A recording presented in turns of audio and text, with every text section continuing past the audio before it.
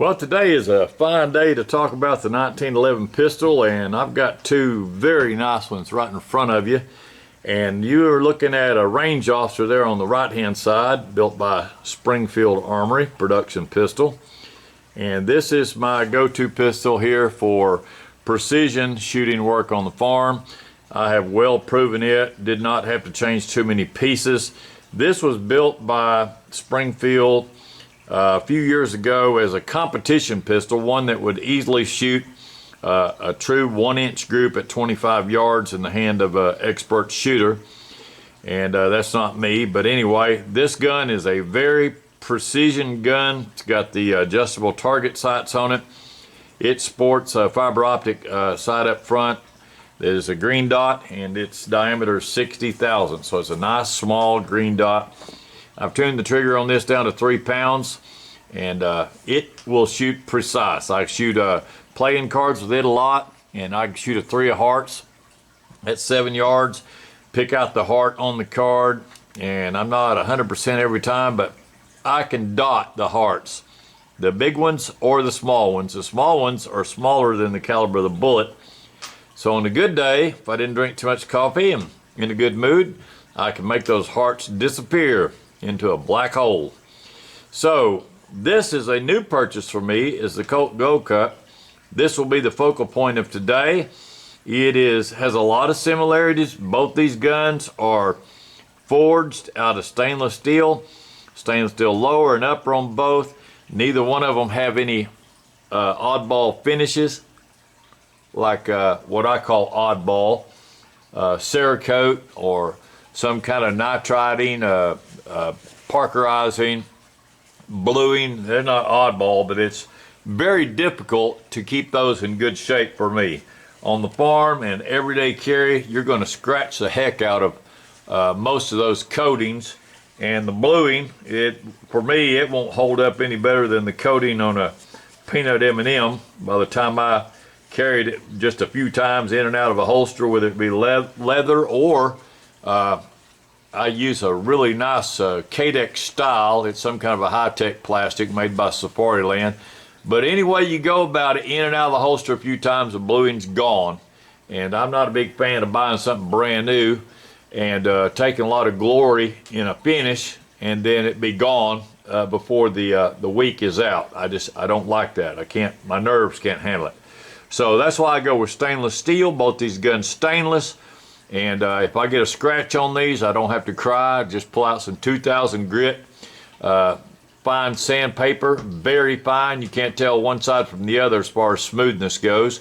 And I just hit it with that 2000, wipe it down with a paper towel, and give it a little coat of oil. And this is in good shape in no time.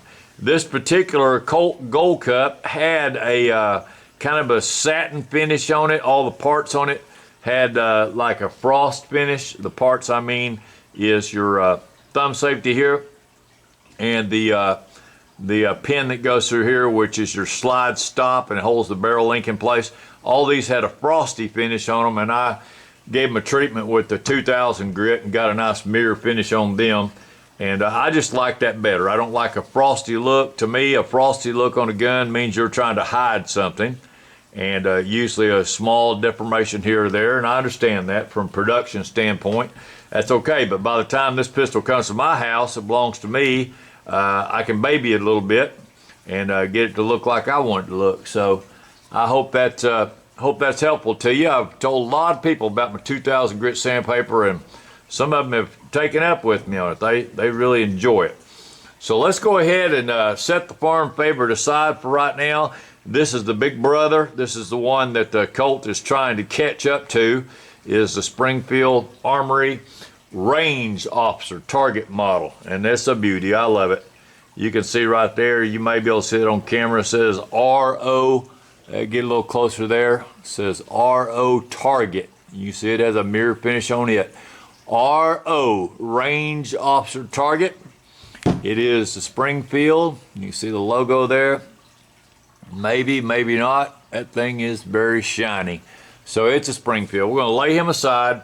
He's gonna get a day off today. He's gonna rest, and we're gonna focus on this nice Colt This is the Colt Gold Cup, and I really like it a lot. It is a nice gun. It has a rich history behind it. It is empty right now. You can see it's locked back on the slide. I'll go ahead and pull that mag out of it. Make sure it's empty. It's got some feed right there close to it. You can see the feed. Let's talk about that before we even get into the gun. Today in this video, you're going to see this. I kind of shot this backwards. I did all the shooting first, and then I did the tabletop. I said I was going to do it at the end, but I decided we'll go ahead and put this in the beginning of it. And beginning or the end, I'll decide that when I sit down to do my final editing. But this is what we feed it with right here. Let me get my pointer. I like my little orange tip pointer. I built this out of just a dowel and a little bit of whittling and some orange paint. But the rounds that you see right here are homemade rounds. Say, man, those things are shiny. Yeah, each one of them got polished while I was watching a movie last night. Had my Maverick, Top Gun Maverick going. He was dropping bombs down the shaft of the enemy, down deep bunkers that sounded awful familiar to what just happened with our B-2 bombers. Thank God for them. So these little bombs here, they are hand-built, and the way I do these when I'm trying to do precision shooting with a fine gun like this is I use my brass. It's a bunch of previously shot brass, but I sort through it and get one particular brand. These are all Winchester, and that's because the case capacity brass in a 45 is a little different. Each brand runs a little different. So you want your pressure to be the same so that your bullet will come out the same speed if you got the same amount of powder. You're trying to make everything be consistent.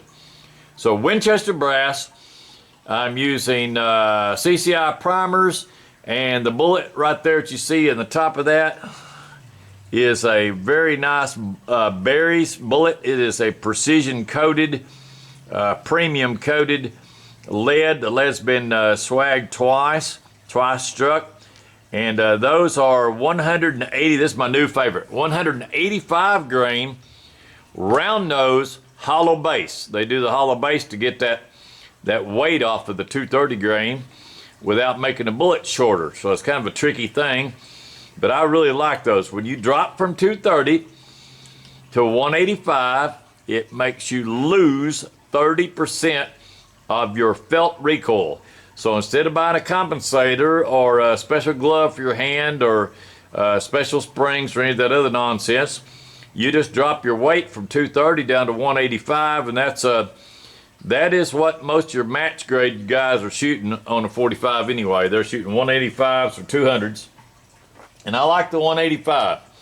They are a very good round, and Berry's bullet did a great job on those. So I buy those 500 at a time and absolutely love them.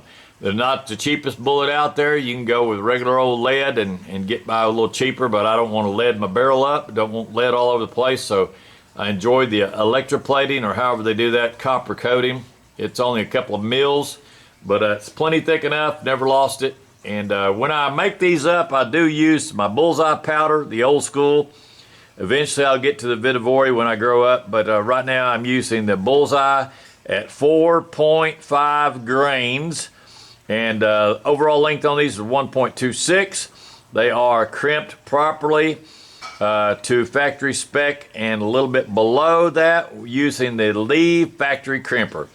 The factory crimper crimps puts a taper crimp right on the mouth of the case, but it also squishes, smashes all of that whole brass case back to factory spec.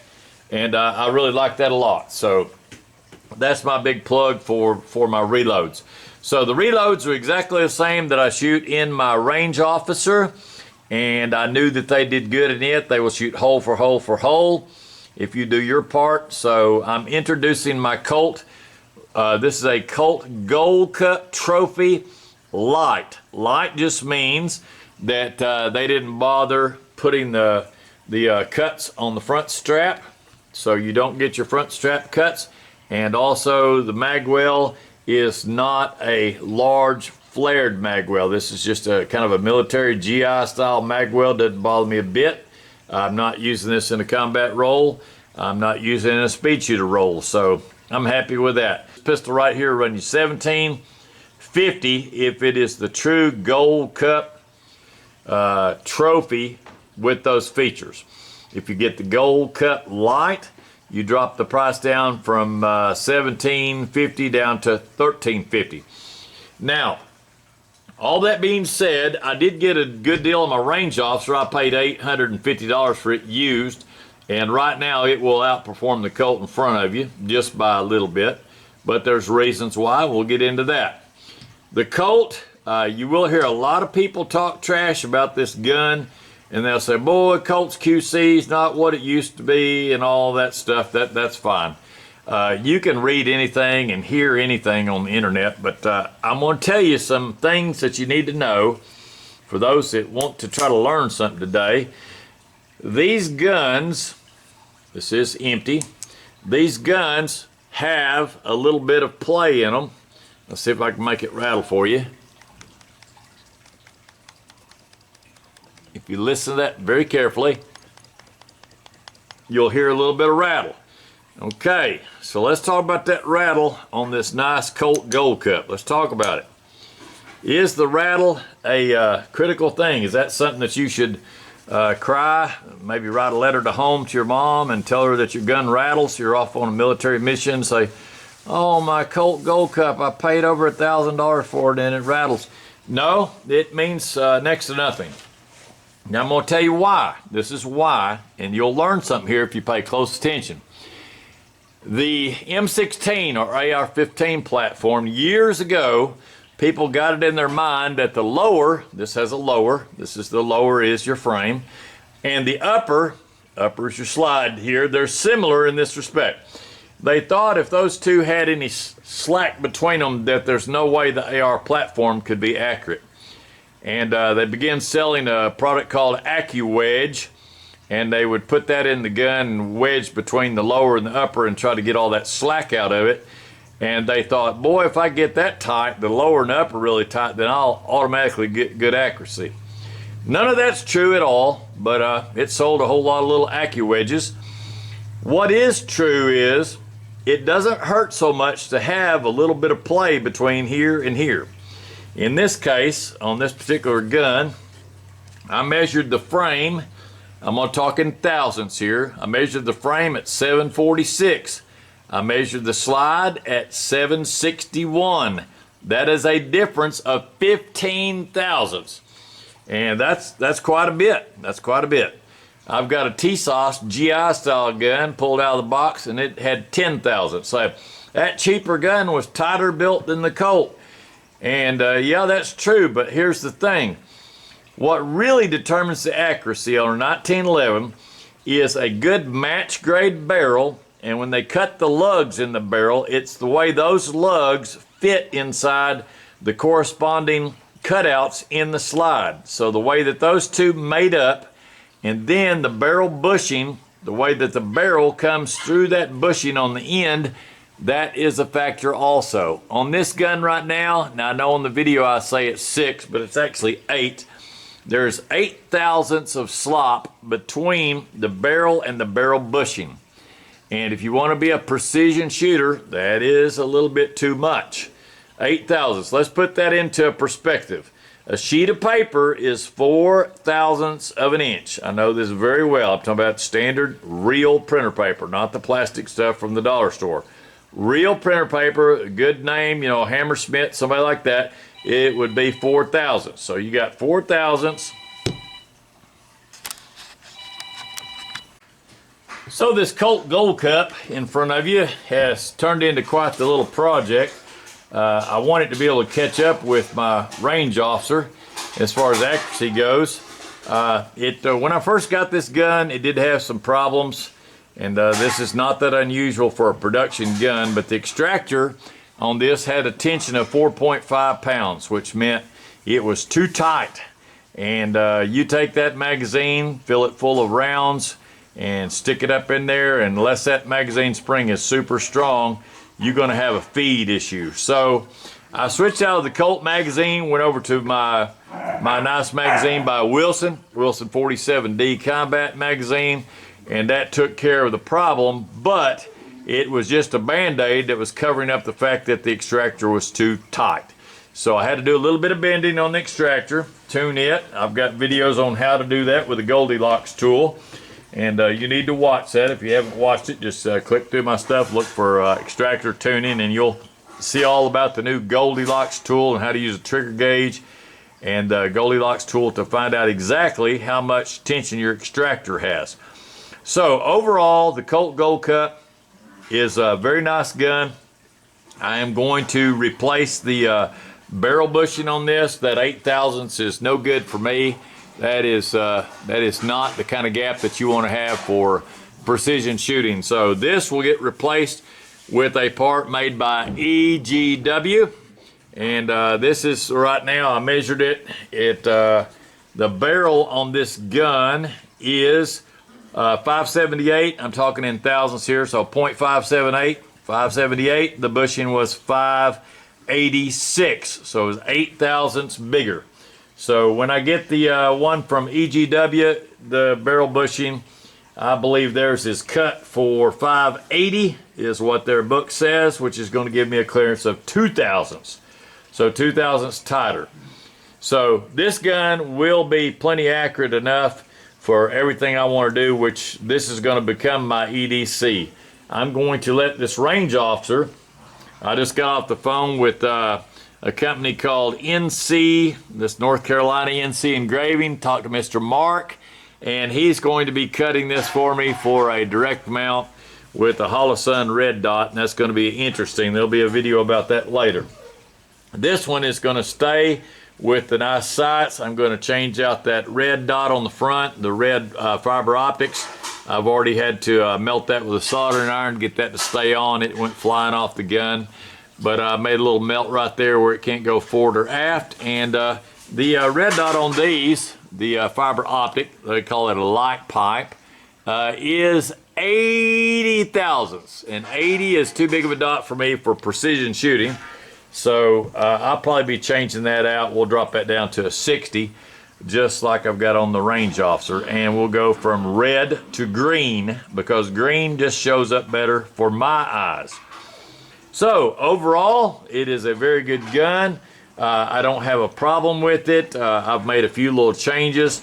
I took out my 2000 grit sandpaper and knocked all of the small lines that they had cut. They had kind of a satin finish on it, and that's not for me. I didn't care for that at all. I like a mirror finish on the gun, and if I get some micro scratches, it does not make me cry.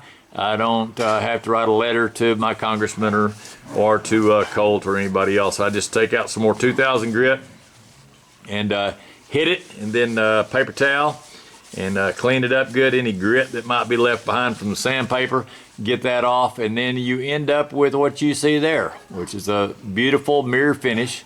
No bluing, no Cerakote to have to deal with, just a beautiful finish on the gun. And then a thin coat of oil, good gun oil, maybe a little bit of grease, and that keeps it from having any chance of rusting. So it's a beautiful finish. So I like that.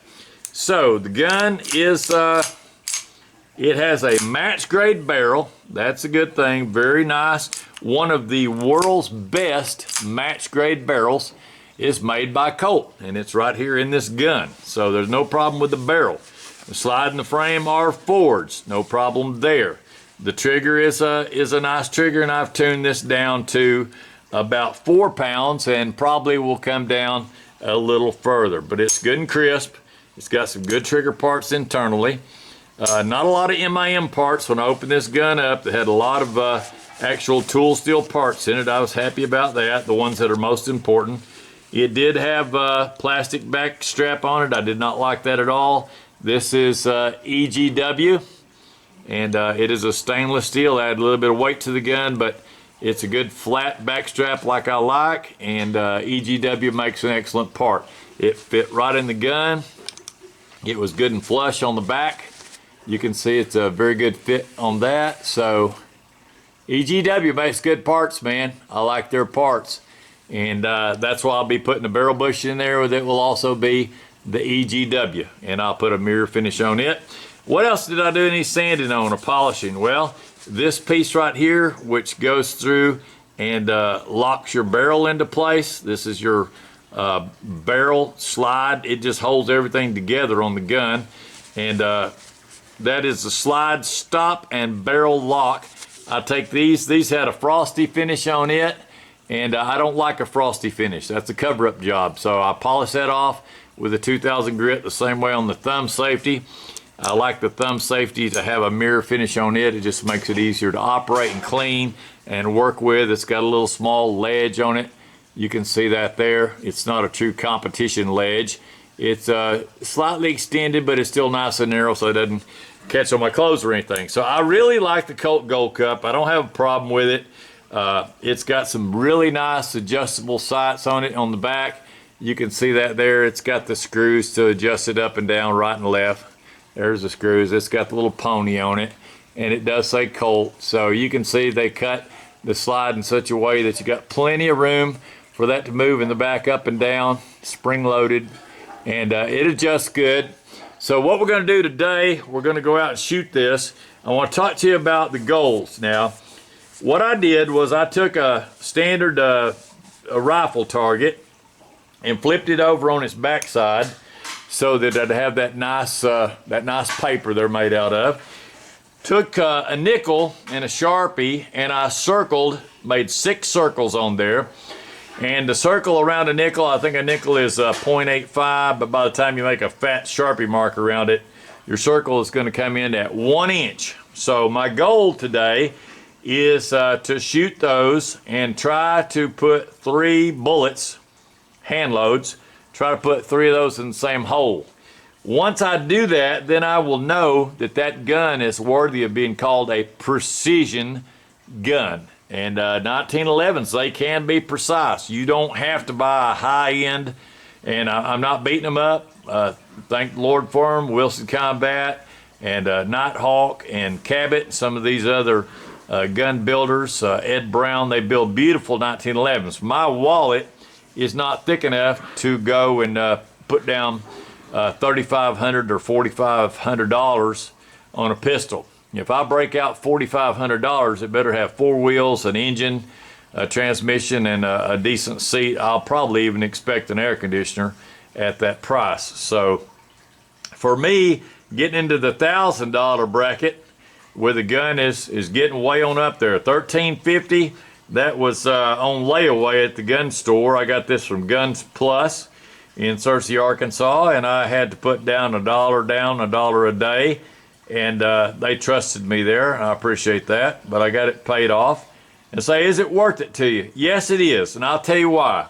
I really like the COLT name. COLT has been very good to our government. They built a lot of nice stuff for them over the years. They supplied the military with the 1911 pistol. I carried one while I was in the Navy back in from 6 August 79 to 15 September 87. And I've carried a COLT 1911 on my hip, and they built a whole lot of nice M16s for us, the COLT did, and COLT is a good company. So I'm not going to trash COLT. I'm a big fan of them, and when I strap this on my hip now, and this is going to be my E.D.C carry, this is it right here, and someone walks up and says, boy, that's a nice looking 1911, that's a clone, isn't it? And I get to say, nope, that's not a clone, that's a COLT.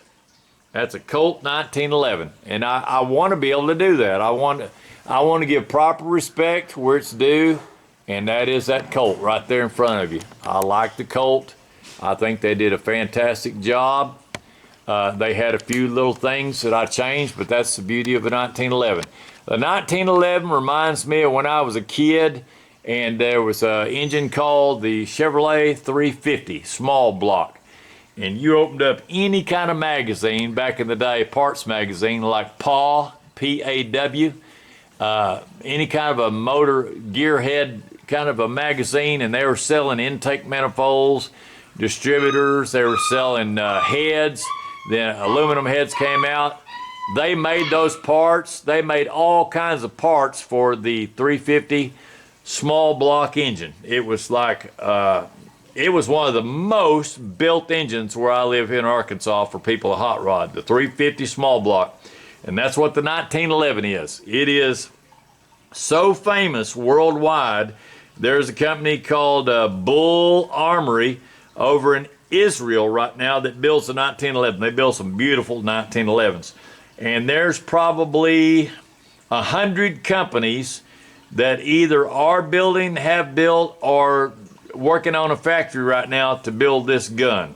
This is not a plastic gun. It's not a Glock. It's not a H&K VP9. It's not a PDP made by Walther. It's not a plastic polymer gun. It's a heavy steel gun. It's 40, 41, 42 ounces now that I put a stainless steel backstrap on it, and I don't care. It doesn't bother me. You get a good quality holster like a Safari Land lockable holster.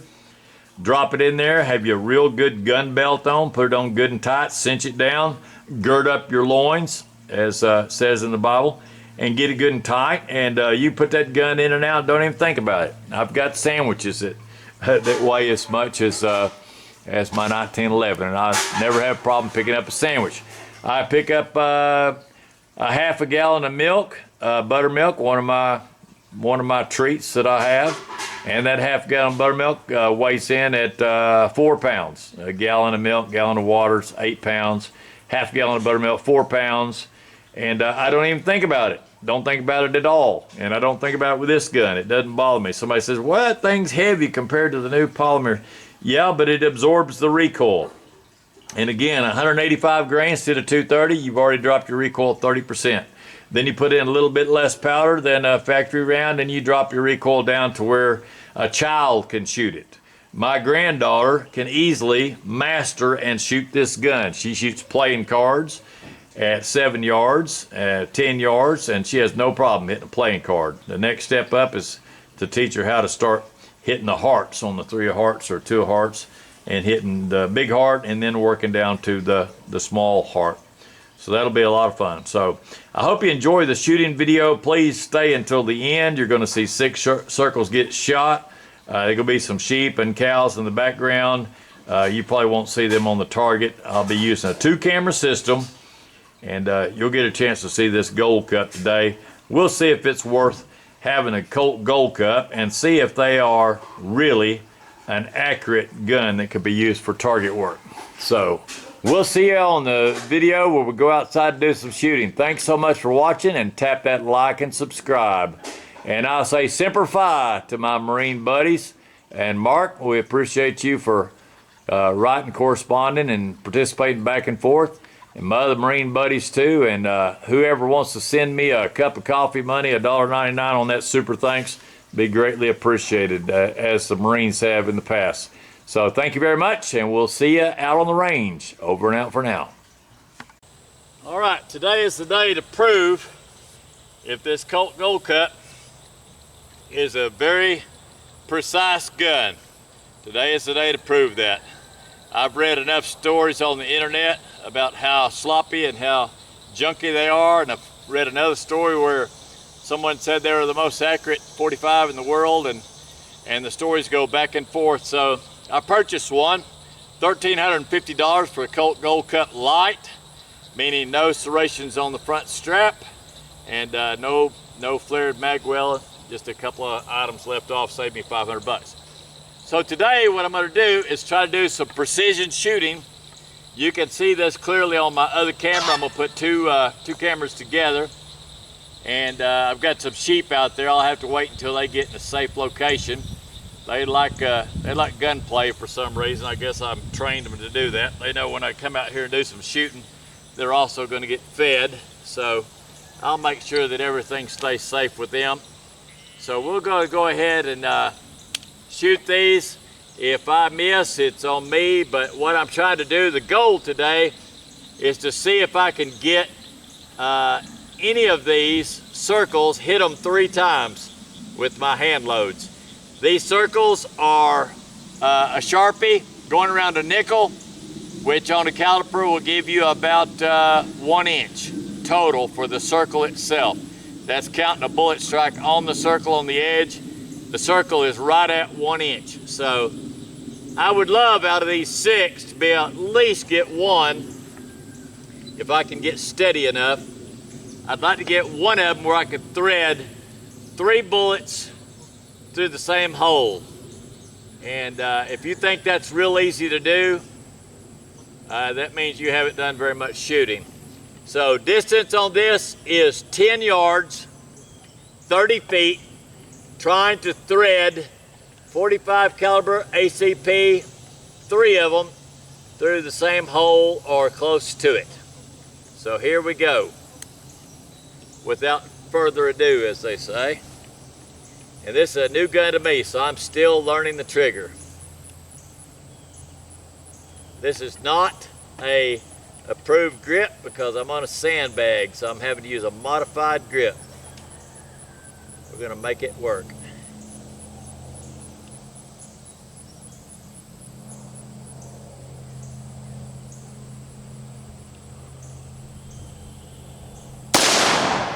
Alright, I hit right below the circle. That's not bad, that's where I was aiming. I'll come up just a little bit, see what we can do.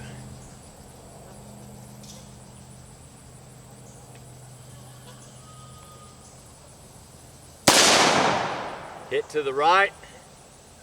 Could be the gun, could be me, we'll see. Hit low and to the left. That was pretty sucky. So I got to change my grip a little bit. I don't think that the gun is that far off at 30 feet. We shall see after shooting a few groups. I'll change my grip up a little bit. So far I have fired several hundred rounds through this gun, and I did have to tune the extractor, but after several hundred rounds, I have had 0 malfunctions, so that part's good. All right, we'll go ahead and try that left bottom one. See if I can hit it a little bit better.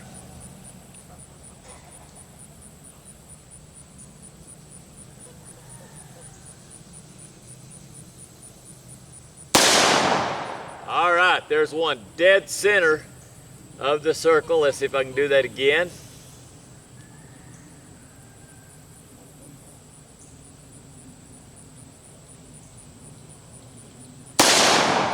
I hit high on that one. Let's try to stay a little lower. All right, looks like I got 2 in the circle. So I'm going to draw the conclusion, not going to talk trash. I'm going to draw the conclusion that this gun is probably very accurate. And now it is up to the shooter to learn better trigger control. I'm not used to this trigger. It is a wide target trigger. So I'm going to change my finger placement a little bit on the trigger and see if I can't get it a little bit better under control. I'm just going to put, instead of middle of the finger, I'm going to just put the tip of the pad. Tip of the pad. See what we can do. Middle target on the bottom.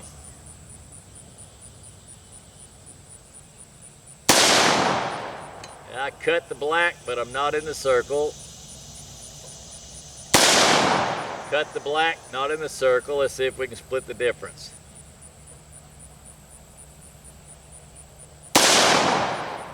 And I think I did. So I called my shot, split the difference, hit the circle. So we got 3 left. I would like to get 1 of them where I get 3 in the same hole. And that will at least let me know that this gun has the capability. You're not going to do it every time. I mean, if you flex your finger or anything in your grip a couple of thousandths of an inch, it's going to translate at 30 feet into fractions of an inch, maybe an eighth of an inch, quarter of an inch. You're going to see it show up. So 5 or 10 thousandths is it's very hard to shoot and keep that exact. We're going to try it. Change my seating on my little milk crate. It's a little bit better angle on these. Maybe I'll get some results. All 3 sheep are accounted for. None are directly in line. So here we go.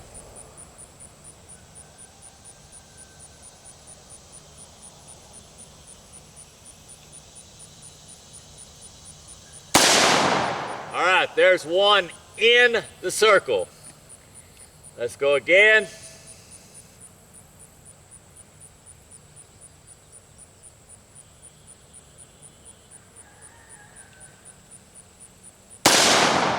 One above the circle. That was my fault.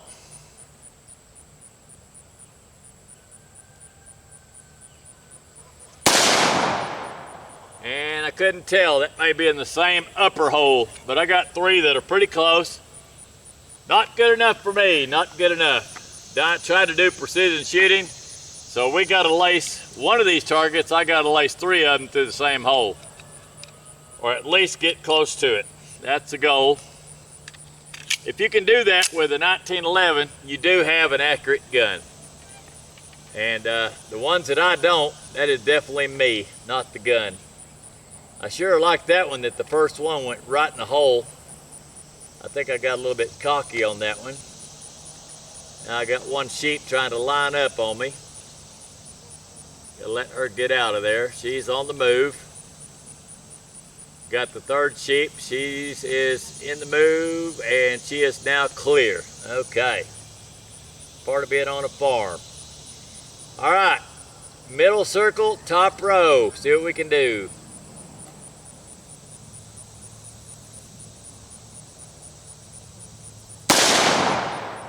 All right, I cut the black. I'm not in the middle, but I cut it.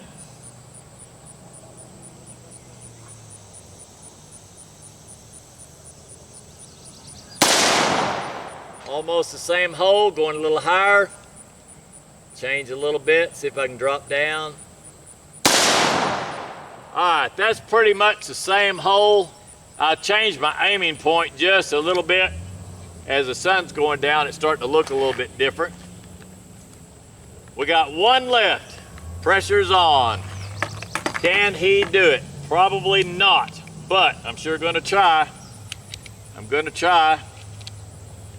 I think this gun's gonna be worth keeping.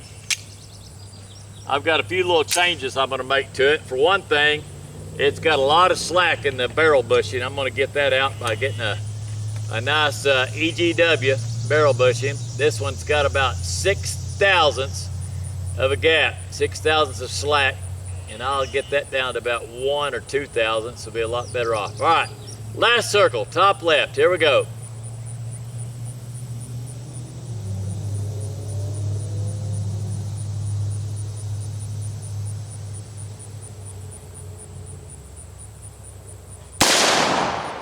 All right, dead center. Let's try that again.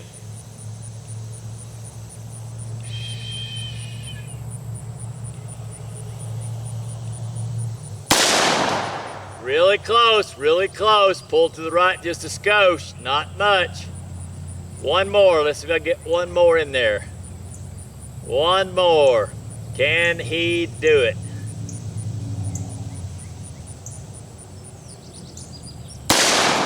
That's close enough. Now, it looks like from my sight picture, from all my shots, the sights are slightly to the right. If you look at all those groups, every one of them is slightly to the right. So I'm gonna got my little screwdriver here.